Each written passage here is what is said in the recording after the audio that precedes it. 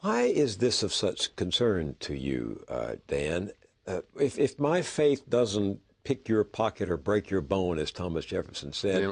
why should you care what I believe? Well, exactly. I wouldn't accept that religious people care so much about what everybody else believes. Why do they care? Why do Christians care what Muslims believe? Why do Muslims care what Christians believe? And to me, the really dangerous thing about religion, and this is not everybody, of course, it's not half, thank goodness, but it's many, and that is the one thing that I think is really dangerous in many religions is that it gives people a gold-plated excuse to stop thinking. To stop thinking? To stop thinking. To say, I don't have to think about that because my religion says this is right, this is wrong, it's as clear as that, it's black and white, I don't have to think about this anymore. It's just a matter of faith. Well, and we honor that. We say, oh, it's a matter of faith. I think we have to stop honoring people for stopping thinking. I think we have to say to people, fine, you have your faith, great. Your job then, your duty to your own faith, is to explain to those of us who do not share your faith why you're right about this. Let it be true that God told you. Let it be absolutely true. God told you this is the right way and these ways are wrong. Right. Your problem now is to explain to those of us that God didn't speak to why this is right. But as that story I told of what happened in the Presbyterian Church in Austin when the Christians denounced the minister for allowing an atheist in the congregation, and the atheist denounced the atheist for surrendering to the superstition of the church. You can't have a real dialogue between people who say, I'm speaking for God, and people who say there is no God to speak. Well, can you? I don't see why not. It seems to me that those people who have their faith, who believe so strongly in God, if they really believe strongly their God, they believe they're right, they believe that they occupy the moral high ground, they should be only too willing to sit down and put this not to the scientific test, but to the political, moral discussion test of talking about why they believe what they believe. And let's talk about, the main thing we want to talk about is what should we do? What's the moral course of action to take?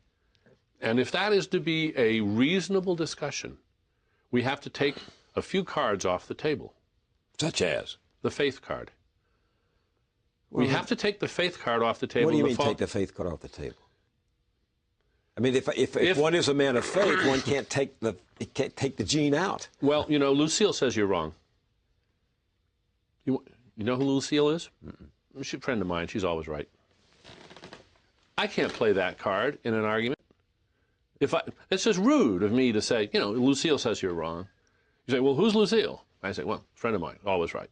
End of the discussion. But we're confronted today by people who say they know the mind of God. And I think quote a scripture to reveal it. And I think the way we should deal with them is to say, well, that's very interesting, because now you've got a real problem. Since the rest of us don't know the mind of God, we can't share your direct line, so you're going to have to do the best you can in a secular discussion about what the right thing to do is. Are you up to the task of explaining to the rest of us who don't have your hotline to God why you're right? And don't just tell me that God told you. We know that. We accept that. Suppose I'm sitting here, I'm a Muslim, and I say to you, look, book 5, verse 44 condemns apostasy and says the heretic should be put to death. And I'm telling you that this is my holy script, and I believe that is the case. What do you say to me? I say, well, the fact that it says it in your holy text is an interesting historical fact, but it doesn't settle whether it's right. It just doesn't. But it settles for me, speaking for the Muslim, that it's true. Well, it is possible, of course, that many people are simply morally incapacitated for engaging in moral deliberation. How come? You have to do it. Wouldn't you have to submit that to a scientific test of observation and verification? If they can't hold a discussion, a reasonable, respectful political discussion about these issues without simply playing the faith card, then I guess they have to admit that they can't defend what they're saying. I think the big problem that we have is we have been too willing just to let people play the faith card, and it just trumps everything. And it might have been all right, except it's being abused a great deal around the world today. And I think, and besides, nobody believes that. Let's face it. If somebody came up and said, look, my religion says that well, I don't have to make up a case. I'm going to take the case of apostasy you just mentioned.